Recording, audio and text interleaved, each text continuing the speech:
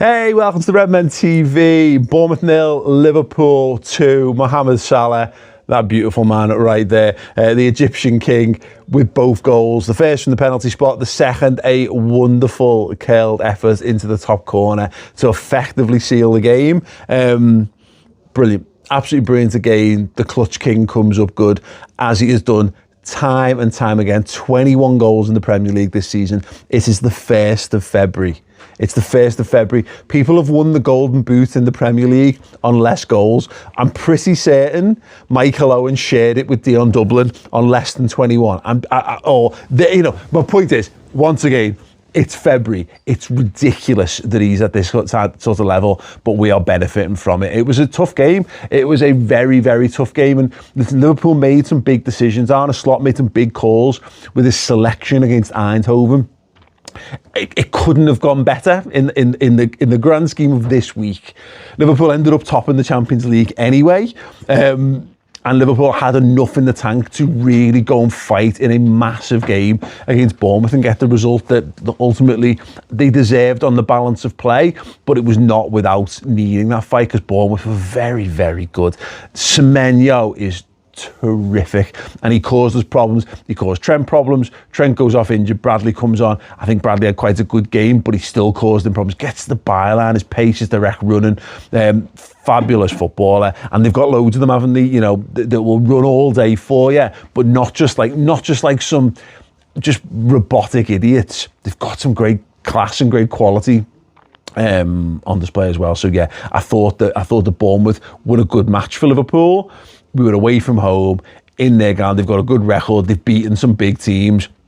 I mean, they absolutely and utterly disposed of Nottingham Forest the other week, a team that we obviously struggled against twice this season. So yeah, no mugs at Bournemouth. Call them underlying numbers FC. They deserve to be where they are in the league at the very minimum and possibly even higher. They had the chances, and it's one of those games where said it during commentary at the time, and you can't know it, but now looking back on this game, I can say it about the game. The Justin Kluivert missed chance. We're 1-0 up. They haven't really done too much to threaten us. The ball hits the post. It bounces perfectly for Kluivert. Alisson's nowhere to be seen because he's already dived for the first shot. If he sticks that in, it goes 1-1, and who knows? You're opening yourself up to a world of possibilities where the Bournemouth fans are on top. There's a real, a great atmosphere that maybe feeds their fervour to go a bit further, and Liverpool are reeling all of a sudden, maybe a bit punch drunk, and it could open the door for a draw or a Bournemouth win, or you're having to go to the well even more to drag a result out. And then what do Liverpool do? Curtis Jones comes on from McAllister. He wins the ball back on the edge of our penalty area, sends it off, and then makes the arriving run on the edge of the 18-yard box, feeds Salah, and then Salah does what Salah does best, that is score a goal and a wonderful left-footed curler, and then you're 2-0.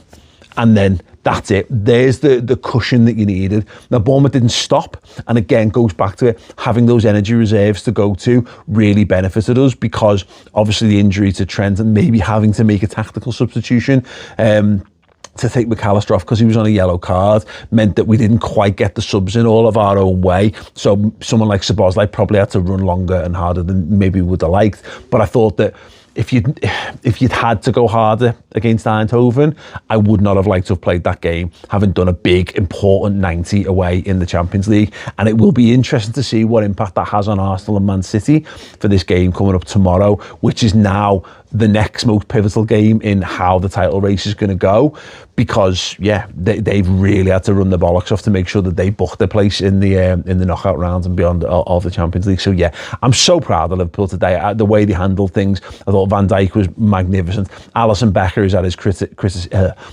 his critics who have critiqued his performance since coming back from injury, particularly at the end when them scoring a late goal could even take the shine off it and make you feel a bit worse about it. The clean sheet, I'd rather have won that 2-0 in the final 15 minutes than gone on and scored a third almost, because maybe win it 3-1 or something like that, because the clean sheet, we need to get back in the habit of winning football matches, bringing Endo on to help shut the game down. Whether that worked or not is up for debate, but whatever. It's psychological. It said, now we mean business here and we're going to try and get a clean sheet. We're going to try and win this 2-0. Great. I thought Diaz was probably my man of the match. The shift that he put in was first rate. Doesn't get a goal, but actually I've been a little critical of maybe has it quite worked for him.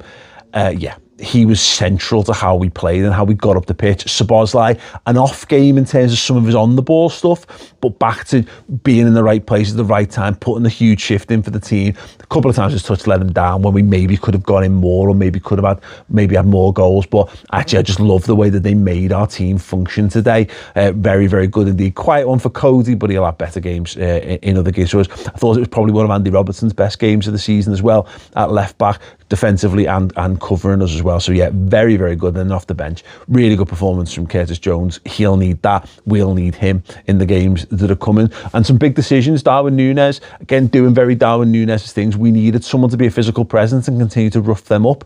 And, you know, Federico Chiesa was great in midweek. Doesn't even make the substitutes bench this time around. It meant we didn't have to use Jota as well, so we can get him back to full fitness.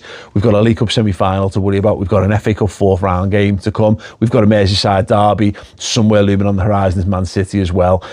This was the first big test, and I think 2 or 3 weeks now that are really going to be truly season defining. Top of the Champions League, top of the Premier League. Bournemouth, a huge banana skin out of the way. 6 points from them this season. Lots of big teams and lots of teams are going to have and will continue to drop points to them this year. So yeah, well done Liverpool. Heroic shift and exactly the tonic that I think we needed to just see Liverpool continue to win and put the pressure firmly once again onto Arsenal. So yeah, now we can just enjoy our weekend, sit back, watch that Arsenal City game, knowing that the ideal result is Man City winning. But even if Arsenal win, they're going to have to work their absolute bollocks off to do it. And all it's going to mean is that the results they're exactly the same as how they started the weekend, except there's one less game of football to be played and Liverpool are still top. Very good stuff indeed. Let me know your man of the match in the comments section underneath. And don't forget to check out my weekly vlog coming up Monday afternoon, covering the epic trip from Amsterdam to Eindhoven, some of the antics I got up to there, as well as a couple of the bits and pieces from life. Last week's is there if you want to check that out, where I was interviewed pitchside at Anfield, live for the BBC, over on Maych TV. That would be much appreciated. And thank you so much for watching. Ta-ra.